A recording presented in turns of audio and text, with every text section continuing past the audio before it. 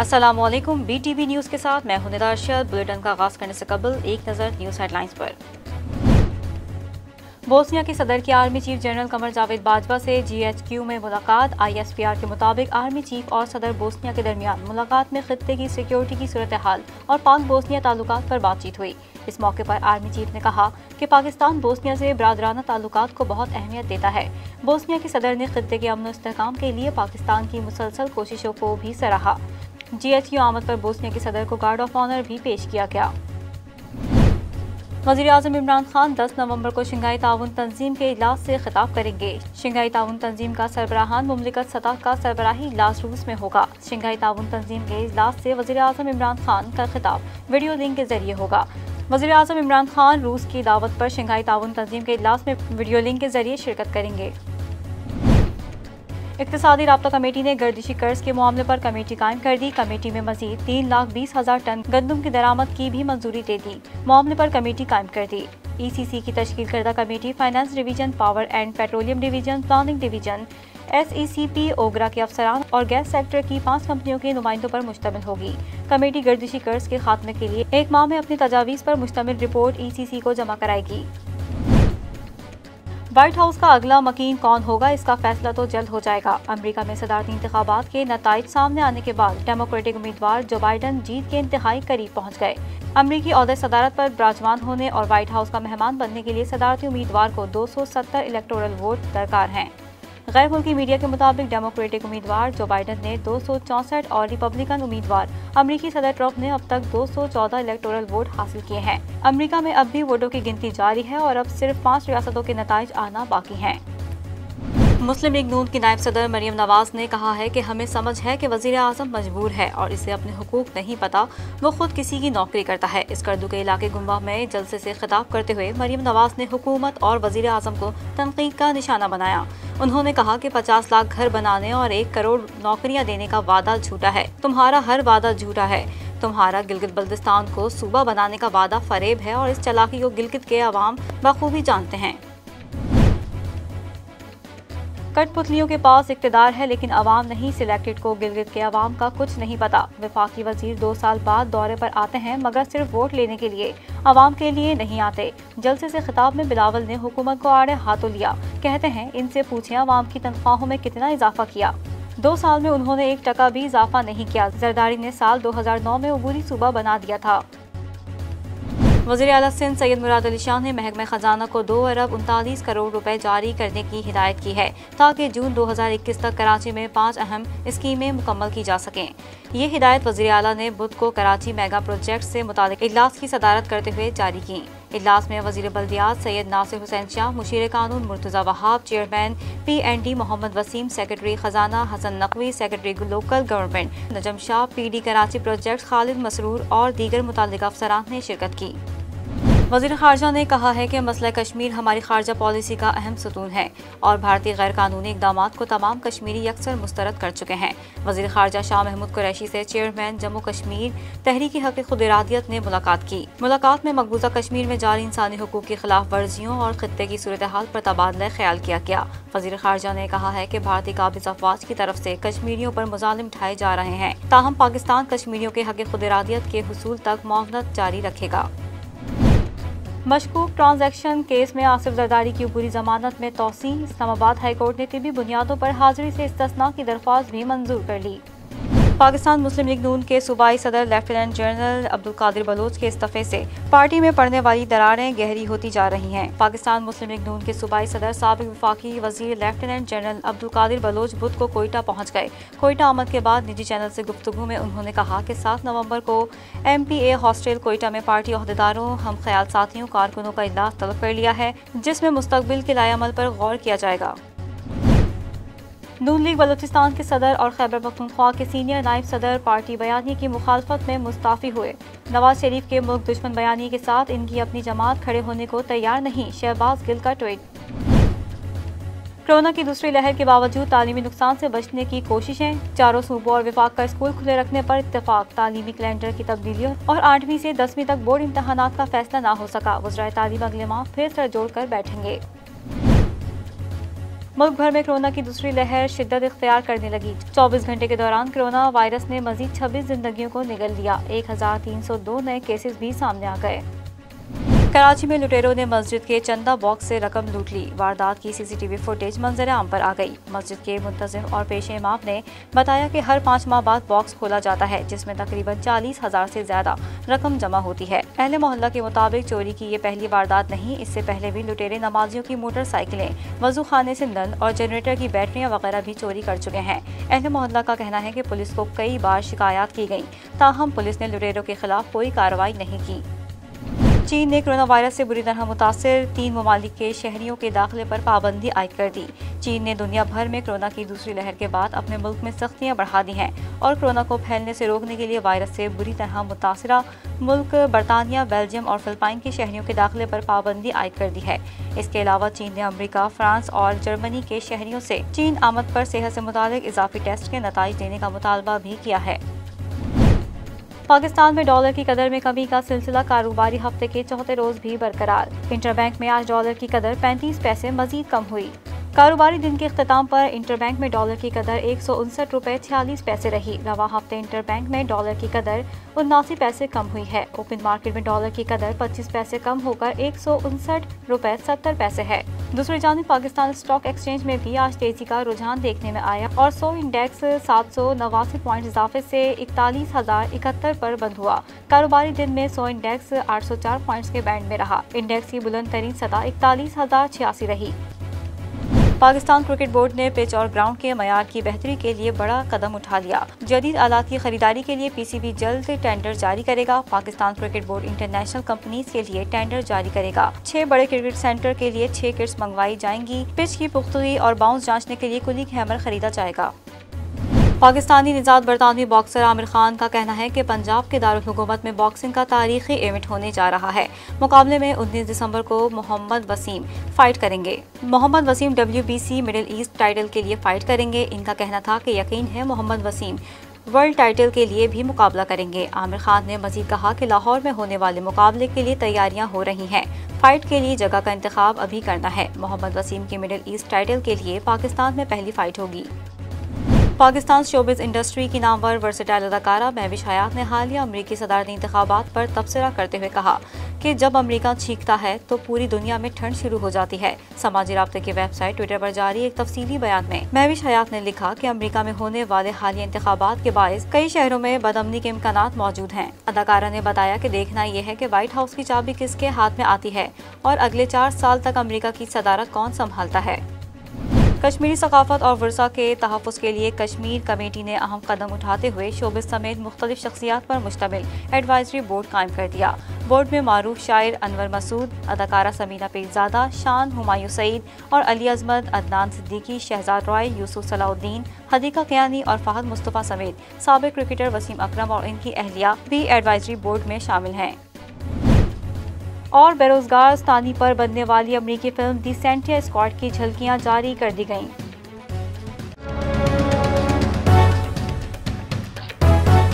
Bulletin का आगाज करेंगे इस खबर के साथ। वजीर आज़म इमरान खान ने आइंदा 2.5 साल को कारकर्दगी के साल करार दे दिया और कहा कि अगला इलेक्शन कारकर्दगी की बुनियाद पर जीतेंगे।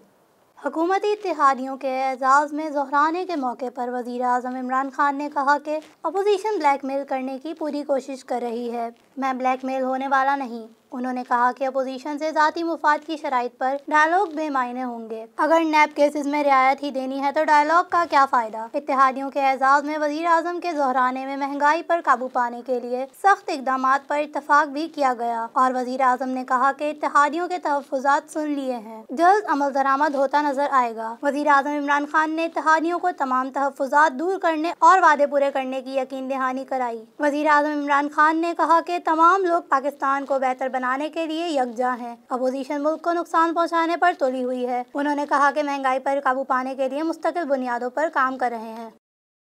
बोस्निया के सदर ने army chief general Qamar Javed Bajwa से GHQ में मुलाकात की। मुलाकात में खित्ते के सिक्योरिटी की सूरत हाल पर तबादला ख्याल किया गया।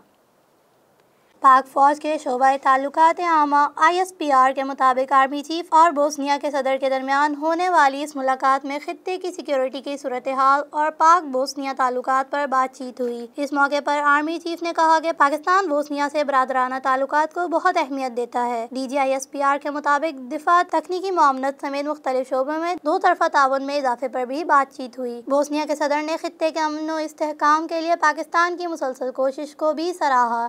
GHQ आमद पर बोस्निया के सदर को गार्ड ऑफ ऑनर भी पेश किया गया। इंसदाद दहशतगर्दी की अदालत ने धमाका खेज मवाद और असलहा एक्ट में वली बाबर कत्ल केस में सजा याफ्ता मुजरिम को बरी करने का हुक्म दे दिया। इंसदाद दहशतगर्दी अदालत ने धमाका खेज मवाद और असला एक्ट में वली बाबर कत्ल केस में सजा याफ्ता मुजरिम को बरी करने का हुक्म दे दिया। इंसदाद दहशतगर्दी अदालत में धमाका खेज मवाद और असला बरामदगी केस की समाअत हुई। पुलिस हुक्काम ने मौकिफ पेश किया कि मुलजिम SM कामरान को सहाफी वली खान बाबर कत्ल केस में सजा सुनाई जा चुकी है। मुलजिम को SIU पुलिस ने 15 मई 2020 को गुलशन मेमार से गिरफ्तार किया था और मुलजिम के कब्जे से धमाका खेज मवाद और असला बरामद किया था। मुलजिम के वकील आबिद जमान एडवोकेट ने अदालत में मौकिफ पेश किया कि इस्तगासा मेरे मौकिल के खिलाफ कोई सबूत पेश नहीं कर सकी है। मुकदमे के 4 गवाहान ने भी मुलजिम के खिलाफ बयान नहीं दिया। मुलजिम कामरान को वली खान बाबर केस में मफरूरी में सजा सुनाई गई थी। अदालत ने हुक्म दिया कि मुलजिम के खिलाफ धमाका खेज मवाद और असले के शवाहिद मौजूद नहीं। जुर्म साबित न होने पर मुत्तहदा के दहशतगर्द मुलजिम SM कामरान को बरी करने का हुक्म दिया जाता है। तर्जुमान सिंध हुकूमत मुर्तज़ा वहाब का कहना है कि इमरान खान की तरह नहीं है जो अपने आप को कहते हैं कि मैं जमहूरियत हूँ। कराची में YMC ग्राउंड में होने वाली शजरकारी मुहिम की इफ्तिताई तकरीब में मीडिया से गुफ्तगू करते हुए मुर्तज़ा वहाब का कहना था कि तब्दीली की एक फिजा इस मुल्क में आ चुकी है। अवाम ने ऐलान बगावत कर दिया है। पाकिस्तान की अवाम इमरान खान से खुश नहीं है। एक तब्दीली की फिजा इस मुल्क में आ चुकी है। अवाम जो है उसने ऐलान कर दिया है, ऐलान बगावत कर दिया है, ऐलान जंग कर दिया है पाकिस्तान तहरीक इंसाफ की अवाम दुश्मन पॉलिसीज के खिलाफ, अवाम दुश्मन हुकूमत के खिलाफ, गैर जमहूरी तर्ज हुक्मरानी के खिलाफ। मुर्तज़ा वहाब का मजीद कहना था कि पाकिस्तान की नौजवान नस्ल नौजवान क़यादत बिलावल भुट्टो की तरफ देख रही है। उनका कहना था कि बिलावल भुट्टो जमहूरियत को समझते हैं। पाकिस्तान की अवाम पाकिस्तान की नौजवान क़यादत जनाब बिलावल भुट्टो जरदारी साहब की तरफ देख रही है, जिनको वो देख कर ये कहते हैं कि हाँ ये शख्स जमहूरियत को समझता है। तर्जुमान सिंध हुकूमत का मजीद कहना था कि सिंध हुकूमत ग्राउंड पर 5 करोड़ खर्च कर रही है। इस ग्राउंड पर बोरी जमात मदद कर रही है। हरियाली में इनका भी किरदार है। इनका मजीद कहना था कि 1000 लोकल पाकिस्तानी पौधे ग्राउंड में लगाए जा रहे हैं। स्कूल के बच्चे भी इसमें हिस्सा ले रहे हैं। हम चाहते हैं कि बच्चे भी पौधों की अहमियत को समझे। तकरीब के इख्तिताम पर तर्जुमान सिंध हुकूमत मुर्तज़ा वहाब ने पौधा लगाकर मुहिम का आगाज किया। अमरीकी सदारती इंतखाबात 2020 में गधेबाजी ले गए जबकि हाथी सूंड हिलाता रह गया। वोटों की गिनती का अमल जारी है। जो बाइडन 6 वोटों से फतह के करीब हैं। अमरीकी सदारती इंतखाब का ताकड़ा अपने आखिरी मराहिल में दाखिल हो चुका है। अब से चंद ही घंटों में गैर हतमी और गैर सरकारी नतीजे का फैसला मुमकिन है। जो बाइडेन अमरीकी रियासत के 46वें सदर मुंतखब होने के उम्मीदवार हैं। इस वक्त जब सिर्फ चंद रियासतों के हतमी इंतखाबी नताइज आने से रह गए हैं, तकरीबन 14 करोड़ वोटों की गिनती मुकम्मल हो चुकी है, जो खुद अमरीकी तारीख में सदारती इंतखाब के दौरान डाले गए वोटों की सबसे ज्यादा तादाद भी है।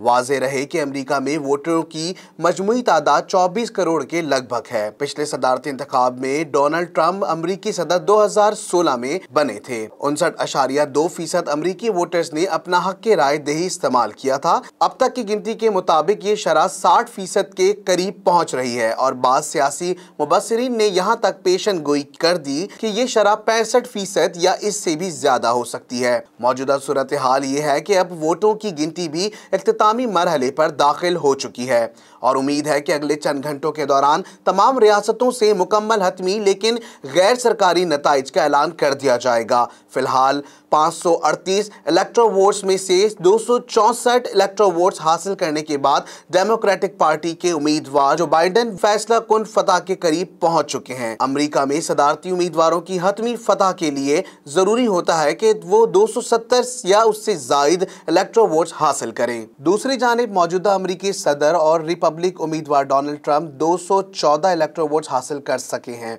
अब इनकी जीत का मुकम्मल दारोमदार स्विंग स्टेट्स पर है। अलबत्ता अमरीकी सियासी मुबस्सिरीन का कहना है कि अगर ट्रंप को स्विंग स्टेट से भी तमाम इलेक्ट्रो वोट्स मिल जाएं, तब भी वो मजमूई तौर पर 268 इलेक्ट्रो वोट्स हासिल कर पाएंगे। जो बाइडेन अगर चाह अपनी फतह के लिए बहुत पुरुमीद हैं, लेकिन उन्होंने अपने हामियों से कहा है कि जब तक मुकम्मल नताइज नहीं आ जाते तब तक वो अपनी फतह का ऐलान भी नहीं करेंगे। हालिया अमरीकी सदारती इंतखाब में अवामी जोशो खरोश बहुत नुमाया है, जिसका अंदाजा इस बात से लगाया जा सकता है कि जो बाइडेन वो पहले सदारती उम्मीदवार बन चुके हैं जिन्होंने 7 करोड़ से ज्यादा अवामी वोट हासिल किए हैं, लेकिन ट्रंप भी 6 करोड़ 86 लाख वोट हासिल कर चुके हैं। इस तरह दोनों सदारती उम्मीदवारों को मिलने वाले वोटों की तादाद सिर्फ 2.4% का फर्क है। डेलावेयर से सारा मैकब्राइड नामी एक ट्रांसजेंडर ने अमरीकी सेनेट की नशिस्त जीत ली। ये भी अमरीकी तारीख में पहली बार हुआ है। यही नहीं बल्कि नॉर्थ डकोटा से एक ऐसे उम्मीदवार को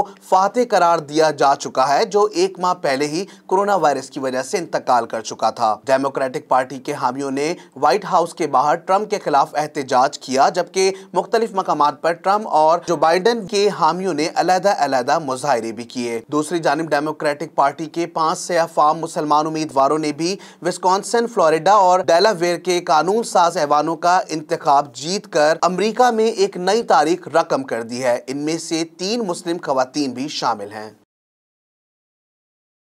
के इलेक्ट्रिकल लसबेला में 13 किलोवाट की ट्रांसमिशन लाइन और 3 सोलर एनर्जी पार्क कायम करने का ऐलान।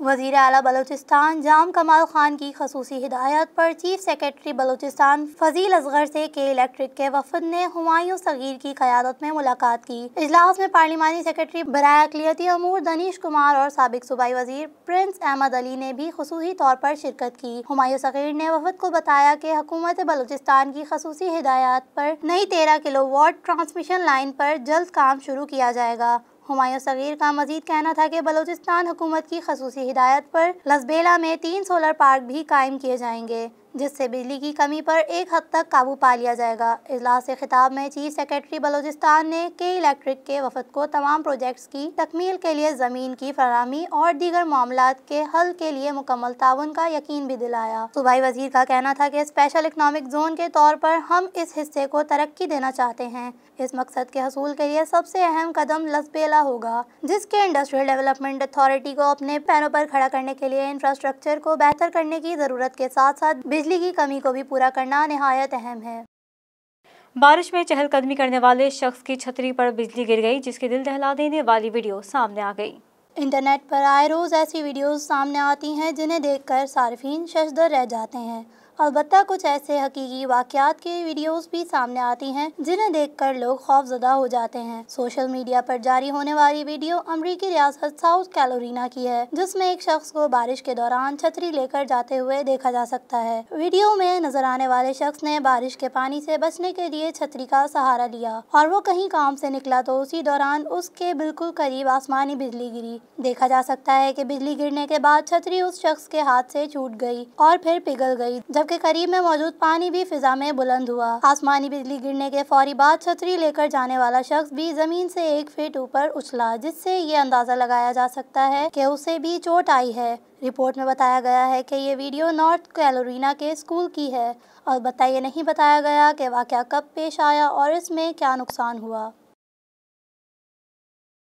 नामवर अदाकार और कॉमेडियन सिकंदर सनम को मद्दाहों से बिछड़े 8 साल बीत गए। इनकी अदाकारी को मद्दाह आज भी उसी शौक और दिलचस्पी से देखते हैं। सिकंदर सनम न सिर्फ एक बेहतरीन अदाकार, स्टेज आर्टिस्ट, कॉमेडियन किंग, बल्कि एक अच्छे गुलकार भी थे। खुशियाँ और मुस्कुराहटें बिखेरने वाले मारूफ पाकिस्तानी कॉमेडियन सिकंदर सनम को हमसे बिछड़े 8 बरस बीत गए। आज 5 नवंबर को उनकी 8वीं बरसी मनाई जा रही है। गरीब घराने में आंख खोलने वाले सिकंदर सनम ने घरेलू हालत के बाइस बहुत कम उम्री में एक फैक्ट्री में मजदूरी शुरू की। ताहम बाद अज़ा इन्हें अपने अंदर छुपी सलाहियतें दिखी और इन्होंने शोबेस का इंतखाब किया। कराची के इलाके खारादर में 1960 में पैदा होने वाले सिकंदर सनम ने 1981 में स्टेज की दुनिया में कदम रखा और फिर आखिरी अयाम तक उसी से वाबस्ता रहे। आपने करियर का आगाज बतौर गुलकार किया, ताहम उमर शरीफ से दोस्ती होने के बाद दोनों फनकारों ने मुख्तलिफ तकरीबात में स्टेज कॉमेडी का आगाज किया। 2 मस्खरों की इस जोड़ी से लोग इतना महफूज हुए कि अगर किसी ड्रामे में कोई एक फर्द कम होता तो अवाम की दिलचस्पी उसमें कम ही होती। हमने उधर उसको दुकान करके दिया है। दुकान खोल के दिया, उधर भी जलील करवाया है। कौन सा दुकान? कब्रिस्तान में पीसीओ खोल के दे दिया, बताओ। सिकंदर सनम ना सिर्फ पाकिस्तान बल्कि दुनिया भर में अपने फन की वजह से पहचाने जाने लगे। अबे सफेद खान, अबे कहाँ है? अबे सफेद खान आ गया। अबे बड़ा गजब हो गया खुदा की कसम। क्या हुआ? क्या बाहर सड़क पे जाना। हाँ। सारी गाड़ियों के शीशे बंद है। नहीं यार, क्यों? अबे जाहिल के बच्चे, एयर कंडीशन चल रहा है अंदर। सिकंदर सनम को उस वक्त ज्यादा पजीराई मिली जब इन्होंने भारतीय फिल्मों की पैरोडी को मजाहिया अंदाज में तैयार किया, जिसमें खलनायक, तेरे नाम 2, गजनी 2, मुन्ना भाई वगैरह जैसी फिल्में बनाई और लोगों को हंसाने का मौका फराहम किया। दुनिया भर में गमों को दूर मुस्कुराहटें बांटने वाला ये फनकार जिगर के कैंसर में मुब्तला हुआ और 5 नवंबर 2012 को मद्दाहों की आंखों में आंसू छोड़ गया। स्टेज ड्रामों में आज भी सिकंदर सनम की कमी शिद्दत से महसूस की जाती है। अस्सलाम वालेकुम, मेरा नाम है वली शेख और आज मैं आया हूँ आपके पास इसलिए कि आज मेरे दोस्त सिकंदर सनम की 8वीं बरसी है और उससे बिछड़े हुए हमसे 8 साल हो गए। मेरी आप लोगों से ये गुजारिश है कि मेरे दोस्त के लिए मग़फ़िरत की दुआ कीजिए और उसको अपनी दुआओं में याद रखिए। और आप इस वक्त देख रहे हैं BTV और हमेशा देखते रहें क्योंकि ये आपको बहुत सारी चीज़ें अच्छी अच्छी दिखा रहे हैं और हमेशा देखते रहिए BTV। रवां बरस PCB ने पहली बार PSL के तमाम मैचेस पाकिस्तान में कराने का इरादा किया। इवेंट का कामयाबी से इनेकाद जारी था पर कोरोना वायरस के पेश नज़र मैचेस नहीं हो पाए। पर अब PSL 5 के बकिया मैचेस में बायो सिक्योरिटी का प्लान तैयार कर लिया गया है। तफसीलात देखते हैं इस रिपोर्ट में। रवा बरस PCB ने पहली बार PSL के तमाम मैचेस पाकिस्तान में कराने का इरादा किया। इवेंट का कामयाबी से इनेकाद जारी था मगर कोरोना वायरस की वजह से मामलात बिगड़ना शुरू हो गए। बोर्ड्स ने खाली मैदानों में चंद मैचेस कराए और सेमीफाइनल और फाइनल का प्लान बनाकर लीग को जल्द खत्म करने का सोचा मगर ऐसा ना हो सका। कराची किंग्स के इंग्लिश क्रिकेटर एलेक्स हिल्स में अलामत जाहिर होने पर 40 मैचेस के बाद इवेंट को मुलतवी कराना पड़ा। गुज़िश्ता अरसे ऐलान हुआ कि प्ले ऑफ और फाइनल का लाहौर में 14 से 17 नवंबर तक इनेकाद होगा मगर फिर वहां स्मोक की वजह से मुकाबलों को कराची मुंतकिल कर दिया गया। मुल्क में इन दिनों कोरोना वायरस की दूसरी लहर आ चुकी है। कराची में जारी कायदे-आज़म ट्रॉफी के दौरान केस सामने आ गया। इसके बावजूद PCB PSL के 5वें एडिशन को मुकम्मल करने का ख्वाह है। इससे अगले एडिशन की फ्रेंचाइज और दीगर स्पॉन्सरशिप मुआहदों की रकूम हासिल करने में मदद मिलेगी। ज़राए ने बताया कि फ्रेंचाइज को आगाह कर दिया गया है कि अगर कोई मुस्बत कोरोना केस सामने आया तो अब लीग को नहीं रोका जाएगा। होटल फ्लोर पर ही एक आइसोलेशन रूम बनाया जाएगा। वायरस ज़दा खिलाड़ी में अगर अलामत कम हुई या तबीयत ज्यादा खराब ना हुई तो इसे वहां मुंतकिल करने का सोचा जाएगा। अलबत्ता अगर किसी की हालत ज्यादा खराब हुई तो इसे अस्पताल भेजा जाएगा। खिलाड़ी होटल्स और स्टेडियम तक ही महदूद रहेंगे। PCB ने अगले मरहले तक पहुँचने वाली चारों टीमों से 5-5 नाम मांगे थे। मज़कूरा 20 क्रिकेटर भी बायो बबल में ही रहेंगे। इंजरी या कोरोना केस की सूरत में कोई टीम इनमें से ही किसी को बतौर मुतबदिल ले सकेगी। अलबत्ता ये जरूरी नहीं होगा कि वो अपने ही नामजद करदा किसी खिलाड़ी का इंतखाब करे। हर स्क्वाड में पहले ही 18 प्लेयर्स शामिल होंगे। होटल में रूम सर्विस करने वाले वेटर्स को अंदर आने की इजाजत नहीं होगी और वो दरवाजे पर ही खाना वगैरह रख कर जाएंगे। कमरे की सफाई वगैरह भी इसी वक्त हो सकेगी जब खिलाड़ी मैच या ट्रेनिंग के लिए स्टेडियम में गए होंगे। फ्रेंचाइज ने PCB के प्लान पर इत्मीनान जाहिर किया है। इन्हें उम्मीद है कि इवेंट का खुश असलूबी से इख्तिताम होगा। अमेरिका में जहां सदारती इंतखाबात के नताइज और नए सदर के लिए हतमी नताइज का इंतजार किया जा रहा है, वहीं एक अमरीकी रियासत में कुत्ते ने मेयर का इंतखाब जीत लिया।